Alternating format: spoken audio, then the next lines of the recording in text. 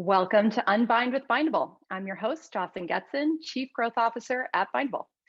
Digital transformation, innovation, elevated customer experiences. We've all heard it before. Insurance can no longer prioritize the old way of doing things ahead of providing exceptional client experiences. But while everyone's talking about the why, it's the how that often feels vague and aspirational versus clear and actionable. So today we are joined by Brian Gaab at CSAA Insurance Group. In his role, Brian has led the implementation of new technologies and innovative risk transfer solutions for new and existing insurance products. And considering that CSAA Insurance Group has been serving AAA members for over 100 years, he's the perfect person to speak with about how to innovate within a legacy carrier and how to leverage tech to not only remain relevant, but to develop and launch new cutting-edge products. Welcome, Brian. Thanks very much for having me. Oh, absolutely. And I'd love to start at the beginning. So how did you get your start in insurance and what led you to the role that you have today? Absolutely. I hear a lot that there, surprisingly enough, perhaps a lot of people as young children don't aspire to be insurance professionals, but I certainly was not one right. There's no insurance uniform to dress up in, right? It's not like the police officer, right? Yeah, exactly. I've got a 5 and 7-year-old right now, and neither one of them have that aspiration. But for me, I started actually my career in consulting. I did management consulting for the first 6 or 7 years, and I got to see a lot of companies that were really fantastic, and I got to experience a lot of different industries.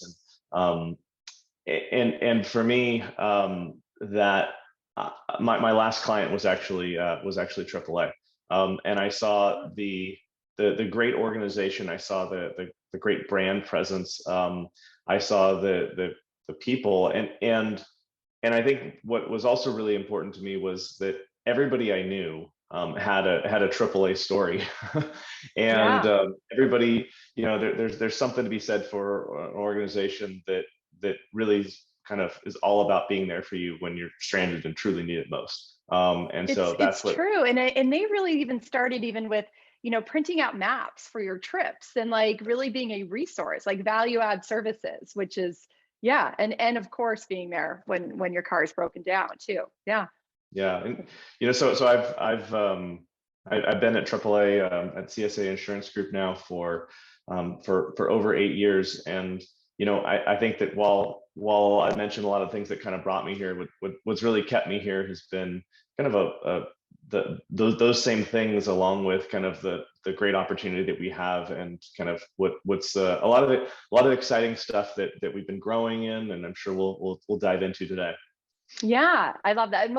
And I think you're hitting on what my next question, which is really, our industry is known to be a little slow to change. It's not a dig on anybody. It's just the where we are in our industry. But how do you at CSAA and just as a leader at the company foster a culture of innovation? Absolutely. And I guess probably what are some of those challenges, right, to innovation that you're finding? I think rarely do you get it all right the first time, right?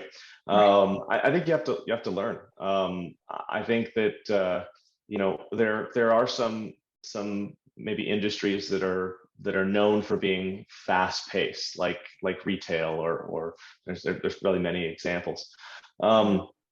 But I think that insurance probably isn't one of those first ones that come to mind when you think about fast-moving industries, and that's fine. There's a lot of great aspects of insurance that do come to mind, like stability and and really, I think you touched on kind of the AAA promise about being there when our members truly need it most. But I think one of we've experienced a lot, right? We've gone through a bit of a journey with regards to how we think about innovation, how we think about growth. I think our industry as a whole has really advanced in the last 10 years quite a bit. We saw the advent and the rise of insurtech as a word, right? I don't think that it still may not be a common vernacular, but I think it's definitely something that within the venture community is well understood at this point. And I think that's because of a lot of the opportunity that the industry presents. And so for us at CSAA, we've worked on the cultural element of innovation for quite some time. A number of years ago, we trained the entire company, and literally every employee went through design thinking training. We've had programs where we've pulled employees out of their day jobs for a period of time and put them in rotation assignments. We've had growth challenges. Still to this day, we have a what we call our growth board that ultimately makes decisions. High-level executives at our company with kind of buy-in across the organization that help make those critical decisions. So we've experimented a lot. Some things have worked, some things haven't, and I think we're still working on it. We're certainly a work in progress. I think that's great, though, to give your employee base that exposure and that education and awareness, because I think the risk of not doing that is you're dependent upon your potential vendors to educate you too. And that means in a lot of cases you're being sold and not necessarily always getting the full scope of what's possible. And also working for a carrier, working with a tech company, it's InsurTech, but it's a tech company. A lot of them out there are led tech first and not always insurance first. And that means that it's how you work with a tech company, how you develop what an MVP is, what that acronym means. So that's great that you've really given that exposure to your team. That seems rare to me, at least from my experience, breaking down the silos, right? Yeah, I think, it's one of those things where at the end of the day, the mission of the organization is ultimately to be there for our members, right? And to really make insurance simple, proactive, and for us personal. And so if you can enable your employees to do that, that's a critical piece. And I think you touched on kind of the external ecosystem as well. There absolutely are significantly more companies involved in this space than there were before. And I think for us, it's been really critical to start with problems and not necessarily start with kind of those companies, right? Because if you understand your pain points, if you understand kind of where challenges are within your business, there's a lot of companies out there that you can work with, you can help, that can help on that journey. But I think that's been a critical piece for us, has been truly starting with customer problems or with business problems. Right. And your product Mobilitas, is designed really to service, or at least from the outside in, the way I view it, is to service rideshare drivers and fleets. Mm-hmm. And to me, it's a prime example of the need to address the increasingly blurred lines between traditionally siloed, like this is a personal lines product or this is a commercial lines product. And so it seems to me as kind of solving a, really an evolving product, that there's not much of a difference between my personal life and my business life. It's all very blurred by devices and the cars that I'm driving. So tell us a little bit more about Mobilitas and like what the genesis of it and what you were trying to achieve with that product. Yeah, absolutely.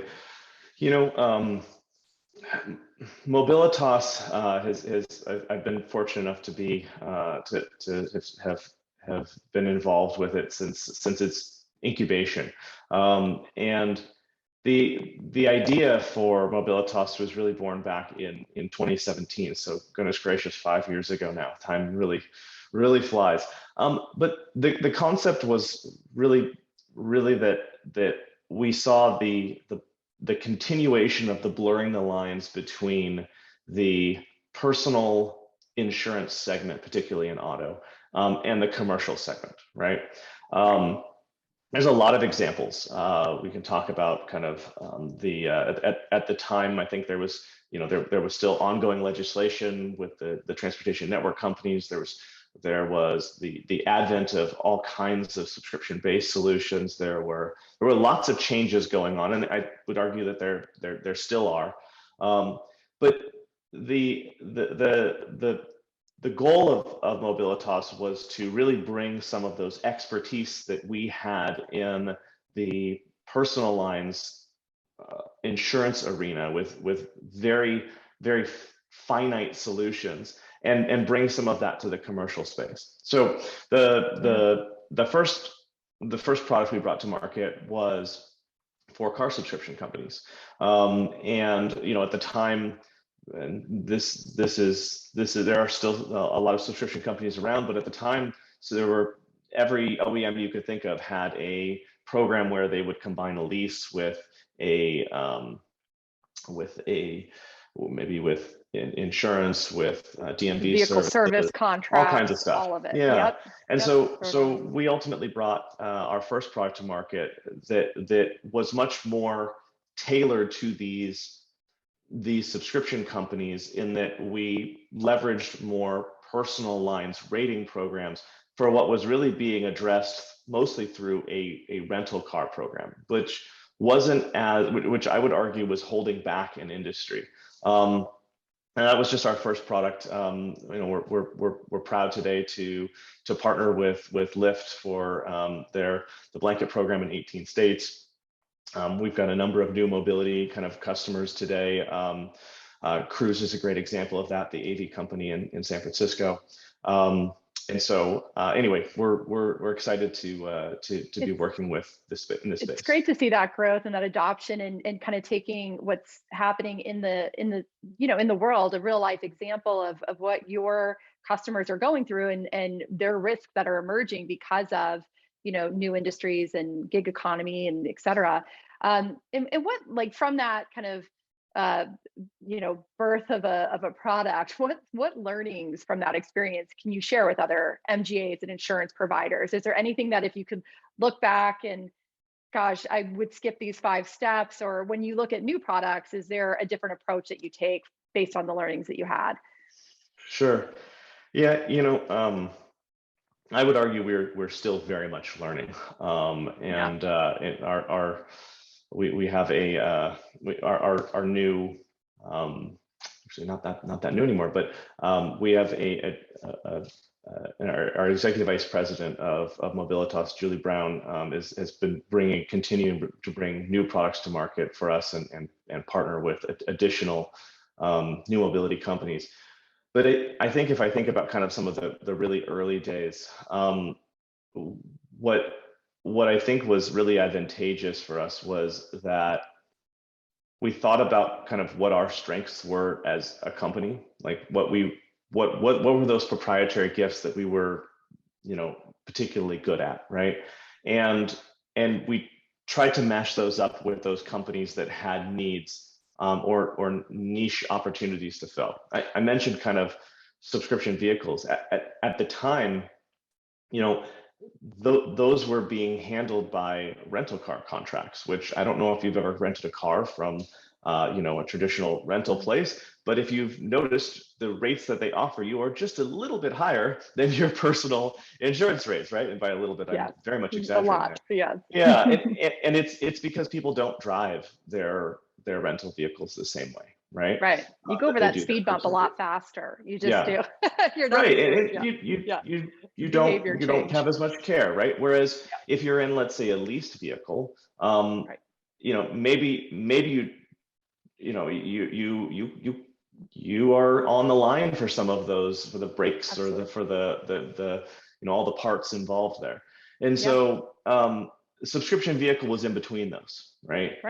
And we saw that opportunity. We saw those strengths we had in the organization, and let's say with the more finite kind of rating variables, and we were able to bring that to bear, and it was something that I think the market reacted well to.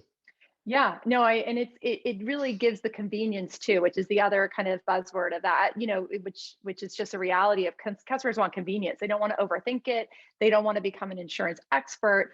They're like, this is how I'm going to use this object, or how I'm going to, live my life.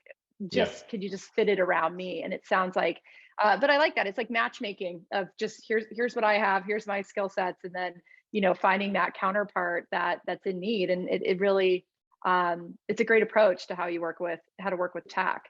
And I'm going to stick on the auto space for a minute, but it is a kind of broader question. Obviously, Elon Musk is out there saying quite a bit and taking on quite a bit. The underwriting really keeping everything, at least it seems like under his own umbrella for now. Do you think we're going to see other auto manufacturers, other OEMs take that similar approach? Do you think it's because it's the self-driving component of it that maybe he's taking more of an interest because it's a great way to also protect from scrutiny is to just pay the claim. But I mean, what are your thoughts on what's happening at Tesla and how that might impact the rest of the industry? It's a great question, and I think that there are far more kind of unknowns in that space than there are knowns at this point. I do think that OEMs have access to proprietary data that, let's say, a traditional carrier may not. And I think that that's going to be kind of very advantageous.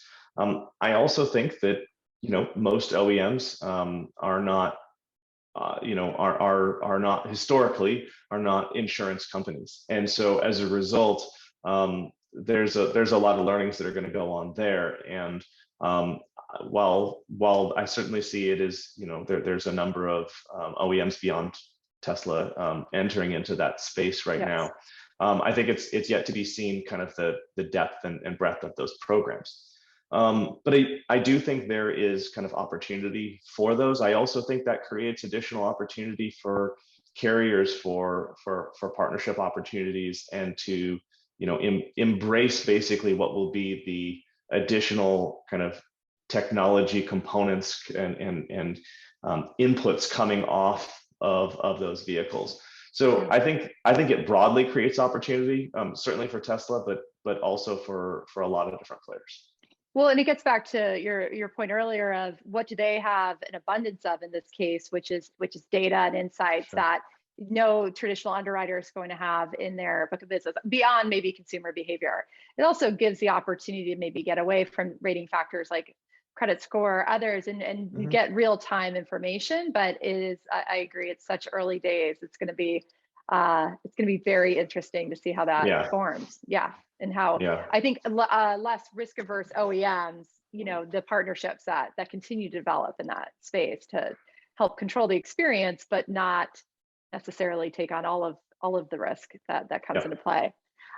So what is your approach, to leveraging tech? So I mean, that's such a broad word. Tech, in my opinion, tech does not solve all problems, and I think you said that earlier as well. I mean, you could have a system that's not functioning, and maybe that system just shouldn't even exist. Or I think we're seeing the elimination of passwords on devices, and it's passwords were not only a cyber risk, but also the number one call that a lot of device manufacturers are getting. How do I reset my password? It's like a big, so let's just remove it. So it's like, instead of solving around these individual problems, how do we maybe skip? So how do you approach kind of leveraging different technologies at different points of the value chain, and then whether it's a new product development or even applying it to an existing product that you have already that maybe there's a way to improve? How do you take that approach? Because there's just so much to evaluate. Where do you start? Sure. Well, I think we touched on kind of the new product development with Mobilitas earlier. So maybe I'll talk a little bit about kind of existing products as well. At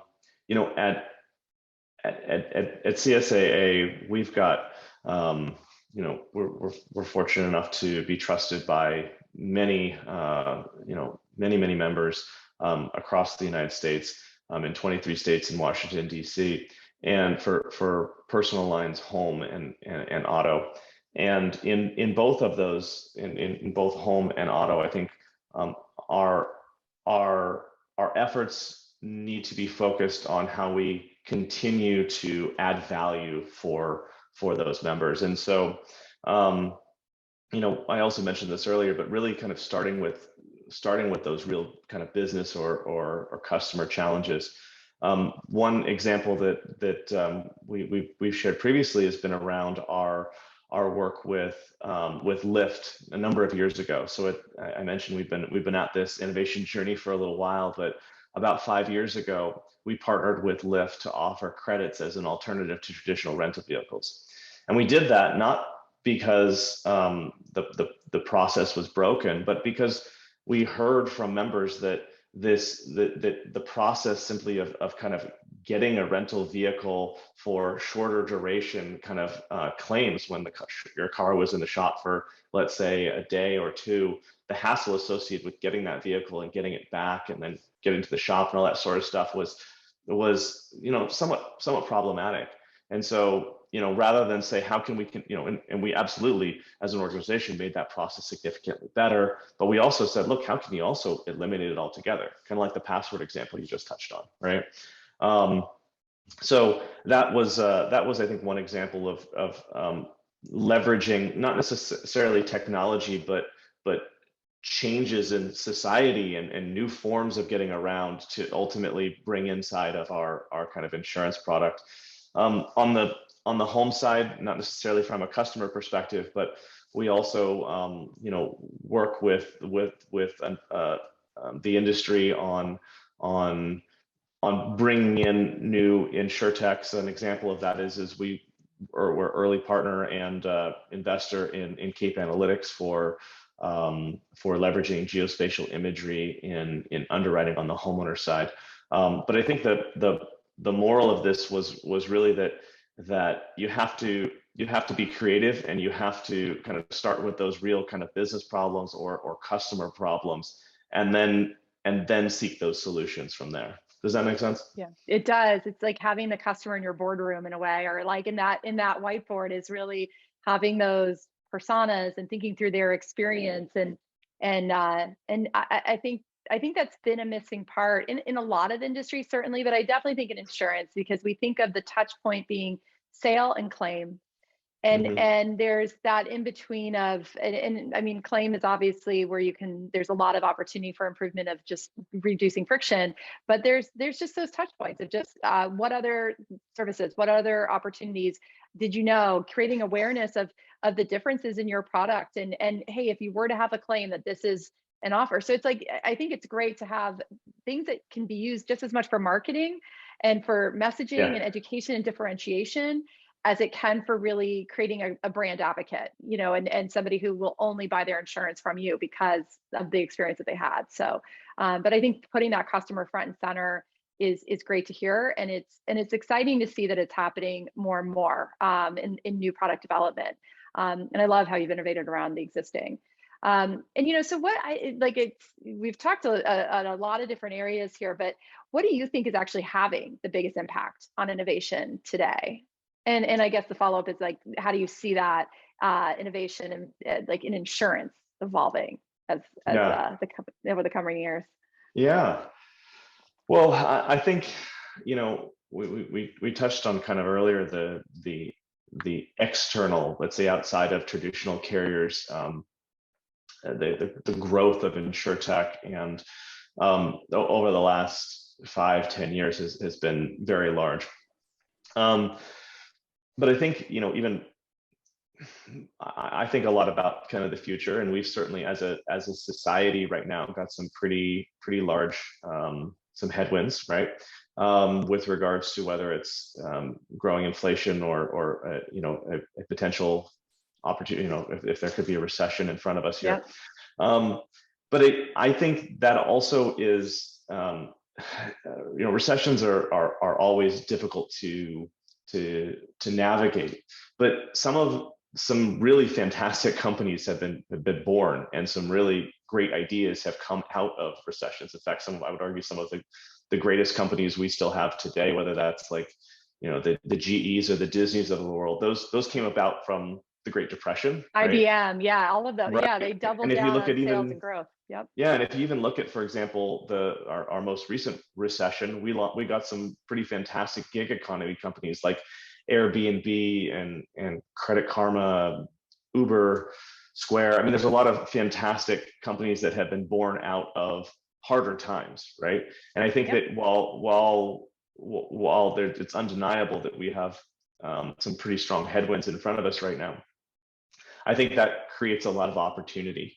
And that creates that there will be a lot of changes in front of us. So we're certainly seeing that kind of today. And so while I think it might be easy to be pessimistic on the topic of innovation, I actually see it the opposite. I see this as a time where differentiation is going to happen between companies, and those that really do kind of invest and support the culture and innovative concepts within their organization, and really putting that customer first, as we've talked about, are going to win in the market.